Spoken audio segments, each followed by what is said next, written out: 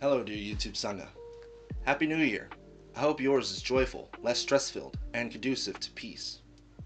One of my friends reached out to me and asked me to make a video like this one addressing his inner turmoil. He asks, why is it that even after years of reflection, meditation, and sincere effort, many of us still find ourselves feeling unsettled, strained, or quietly exhausted? And I felt it appropriate to follow that question up with my own. How is it possible that understanding the world more clearly proves unhelpful or unconducive to inner peace?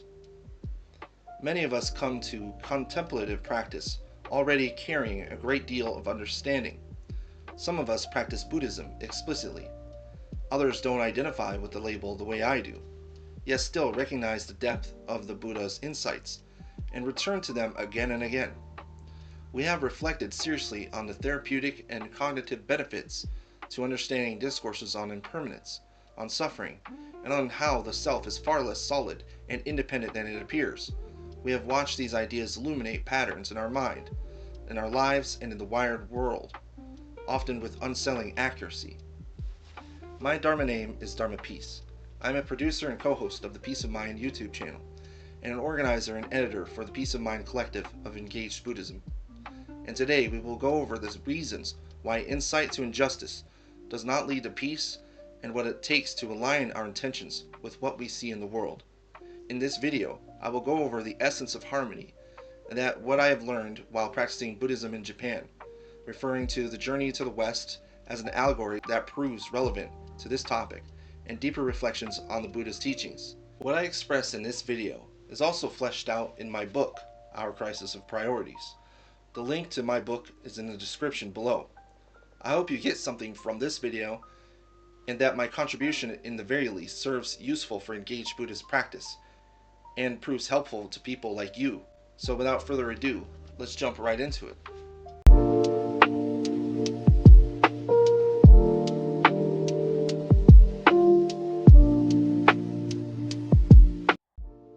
Before I continue, I feel I must mention I wrote this book and am now making this video because these questions concerning urgency and justice are not theoretical for me. They come out of lived experience, including years living in troubled homes, transferring to life in the military, followed by a long winding journey through therapy and academia in search of peace and reflection, including time living in Japan. This is where I learned harmony is treated less as an abstract value and more as a responsibility reflected in ordinary everyday conduct. This sense of harmonious peace lived among members of community is known as wa. In Japan, wa carries a Buddhist resonance shaped by teachings on interdependence and communal life. Buddhist usage of compounds such as wa-go points to harmonious interdependence, that is, the coming together of conditions described in Paticca and the lived cohesion of the Sangha. This understanding of harmony was articulated early in Japan's history by Prince Shotoku, whose indelible contribution as a Buddhist regent frames social harmony as an expression of alignment with the Dharma. Contemporary Japanese Buddhists explain this alignment through washin, that is, a harmonious mind, cultivated through meditation, where awakening is marked by ease with others and a direct recognition of fundamental interconnection. In this way, wa functions as a spiritual orientation, closely aligned with that of the teachings of Thích Nhất Hạnh, later articulated as inner being. All of these aspects of wa invariably require a sense of humility in order to see it. This sense of humility is endryo, which is a habit or characteristic of restraint that one embodies by understanding that one's words and deeds are often linked to impulse or desire. Without endryo, one is not able to step back and observe whether their actions are consistent to their aim. In my journey, it is from this standpoint of understanding that I've come to realize the aspect of Buddhist practice that eludes our Western peers. And it's from this standpoint that I wish to address this sense of unease in the face of insights into injustice and our intentions to bring justice to the world. We may meditate, or at least we try to. We know how to sit with the breath, how to notice thoughts and emotional reactions arise, how to create some space so we are not completely driven by every impulse. For a long time, this genuinely helps. Practice steadies us. It gives us room to breathe. When we feel the stressors of life, it allows us to meet difficulty without immediately collapsing into it. Then for many of us, something changes. Practice still functions, but it stops deepening on the way we expected. We are not confused, we are not ignorant.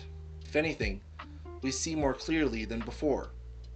We understand how suffering reproduces itself through habits, institutions, incentives, and fear. We see how easily good intentions slide into harm. Meditation still offers some stability, yet it no longer feels restorative. Insight continues to accumulate, but peace does not seem to grow alongside it. What often takes its place is a low-grade distress that becomes part of the background of daily life.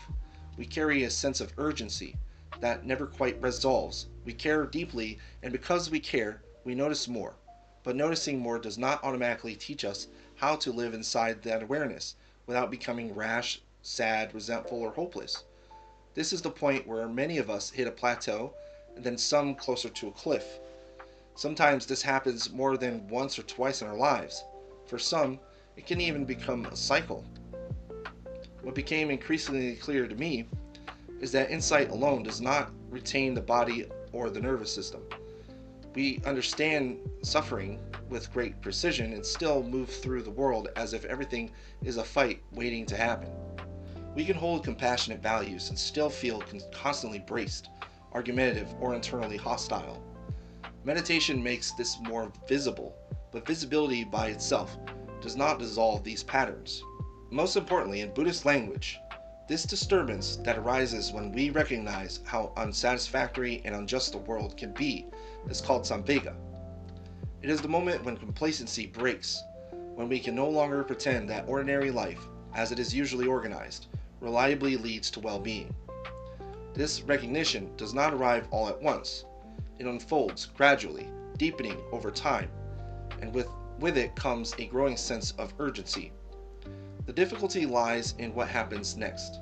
Without careful training, urgency turns into agitation. Concern begins to express itself as control. Moral clarity is warped by the ego, which uses the 5 poisons, delusion, aversion, greed, envy, and arrogance, into self-righteousness or collapses into cynicism.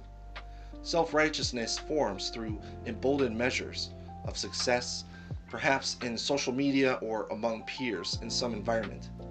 The more people agree with our egos, the more self-righteous we become. On the other hand, cynicism festers when we don't achieve that same level of agreement with others, imagined or otherwise, and we fall into the hole of what is called spite. We replay conversations long after they have ended.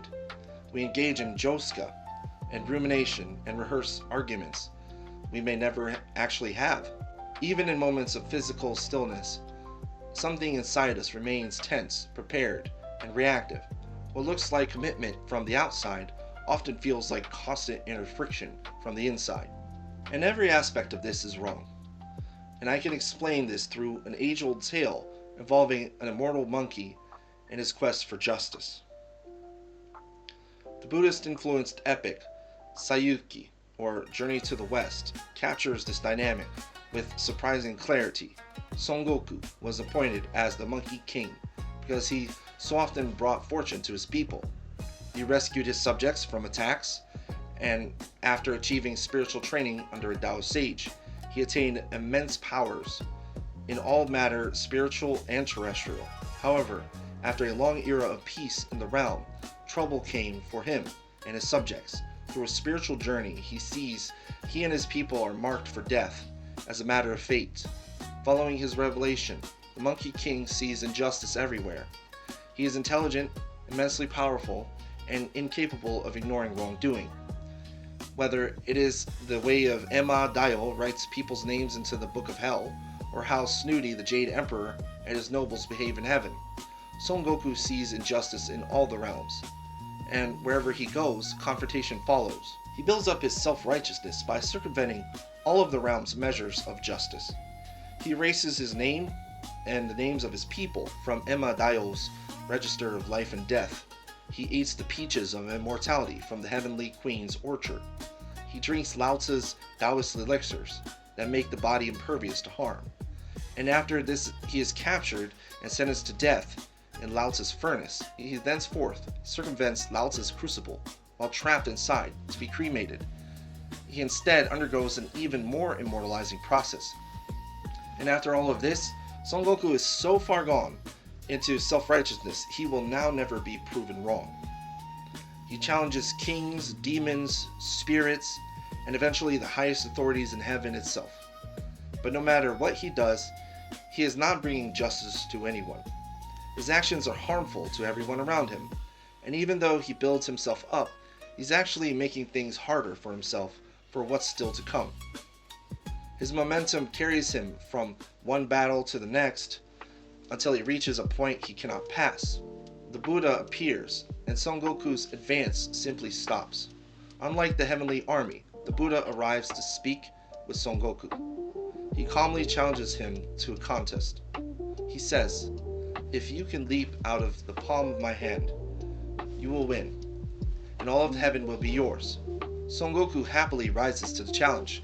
He thinks with his magical cloud, Kitoun, he can leap 108 li, which is an unimaginably long distance, in a single bound. Son Goku leaps the furthest he's ever gone, to what looks like clear across the universe. He reaches 5 colossal pillars, higher than any mountains he's ever seen. He even urinates on one, declaring his arrival and victory. Shortly after, he somersaults back to where he started. However, upon his return, the Buddha explains that Son Goku never left the Buddha's hand. The Buddha reveals the little present Son Goku left on one of his fingers, and upon losing the challenge, the Buddha turns his hand over to press Son Goku beneath Go-Gyōzan, the 5-peaked mountain of the 5 elements, for the sentence of 500 years. Time stretches. His power remains, but it has nowhere to go. The Monkey King, now pinned beneath an insurmountable weight, has no choice but to be still and contemplate his actions. His sentence of 500 years is humbling indeed, since he is now an immortal being incapable of dying. Who knows how long he spent in this situation full of pride and self-pity, until finally the pride erodes through stillness. The urgency that once surged outward turns inward, where it can no longer distract itself with constant struggle. The mountain represents the moments in our lives where we abandon our pride and have a change of heart. When his mind matured during his karmic punishment, Son Goku was visited by Kannon, the Bodhisattva of compassion. At this point, Son Goku finally speaks to Kannon Bosatsu without bravado. The long years beneath the mountain have stripped away his certainty that strength alone can carry him through any ordeal. When he asks to be released, it is done carefully with restraint, and with an awareness that his own power has brought him to this place. Kannon agrees, yet she does not offer freedom unconditionally. What she offers is a path to freedom. On one condition, Goku must vow to protect a traveling monk as his disciple. This monk is charged with the important purpose of retrieving the Buddha Sutras from India and bringing them to the Tang dynasty. Goku accepts conditions he once would have rejected outright. And though he would have rejected these conditions before, he now understands that he's been asked to take part in something immensely honorable and momentous. He agrees to use his impressive abilities to help protect someone and to become the disciple of service, knowing that his release depends on how he moves forward. This becomes fully clear when he later meets the monk Genjo Sanzo. The monk does not confront Goku as an enemy, nor does he seek to suppress the fierce energy that defines him. Instead, he provides what Goku has never had: dignity, stability, and a sense of direction. Genjo Sanzo holds the journey together when Goku's impulses threaten to fracture it. He interrupts sudden violence, reckless action, and continually draws Goku back to the deeper purpose of their travel. Goku begins to learn that the journey is not sustained by power alone, but by patience, responsibility, and remembrance of why the path is being walked at all. Goku's suffering was never caused by a lack of insight or concern. It came from just intentions, but without right view, right thought, right speech, right action, right livelihood, right effort, right mindfulness, or right concentration. His sense of urgency came without consideration, and from strength without restraint. Yet Genjo Sanzo did not diminish him outright. Rather, he gives him that immense energy a direction that does not lead away from the path itself. And by the path, I mean the path to peace. This story mirrors what many of us experience in practice. Insight wakes us up, but it does not automatically teach us how to live with what we see. The Buddhist practice exists precisely because recognizing suffering does not stop us from reproducing it. Training is required, not as punishment, but as maturation. This is where another quality becomes essential, one traditionally called pasāda. It refers to a quiet confidence that grows through patience and practice, not through being right. It develops as we repeatedly see that restraint reduces harm, and that patience improves discernment, and that care can endure without constant agitation. This confidence does not erase moral clarity. Rather, it makes that clarity livable. Practices like nonviolence and loving kindness matter here in very concrete ways. The precept of nonviolence becomes more than an ideal, it develops into a mental training. Over time, it dismantles habits of coercion that operate not only in our actions, but in our thinking. And rather than a mode of ceasing something, it becomes an affirmation for engaging in something. It reduces the constant background hostility, the imagined arguments, the rehearsed defenses that quietly exhaust us. Loving kindness retrains the heart to remain open, to respond to the things that hurt us without lashing out, to stay present without demanding immediate resolution. As this training deepens, we can attain something transformative. We learn to relax our body and mind in ways that go beyond what was possible before. The mind becomes less preoccupied with correcting or overpowering, or demanding external conditions. Care remains as it should, but it is no longer tainted by the need to control outcomes. Moral concern stops feeling like an emergency that never ends, and more like a warm and blessed part of us that we know we can tap into when we are capable of helping others. And until such a time, we should stay with the basics so that when the time arises, we can feel prepared for service to justice and peace in the world. My friends, peace does not wait at the end of conflict. There is no external arrangement that secures it once and for all. Peace emerges through therapy, through patience, through learning how to carry clarity without turning it into a weapon against ourselves or others. As a war veteran, later committed to a vow of nonviolence, this understanding carries particular weight. It is why my Dharma name is Dharma Peace. It is not a slogan and it is not an affectation aimed to impress. It is my solemn vow to be committed to embody peace in my thoughts, words, and actions, rather than pursue it through force, argument, or righteous struggle. If we find ourselves troubled by the state of the world, our concern is not misplaced, but let it mature. Let urgency be refined into steadiness. Let clarity be supported by nurturing kindness. Again and again, these traditions point us in the same direction. Peace is cultivated within our minds. It is not found somewhere out there in the world once we've won something. Pasāda, the serenity found in finally realizing the tension we cause for ourselves, is something we can arrive at, but is not forced. We must loosen our grip, unfurrow our brow, and unclench our jaw. We breathe, relax, and smile. We take a step along the path of peace, and peace is in every step. This is justice, and this is peace.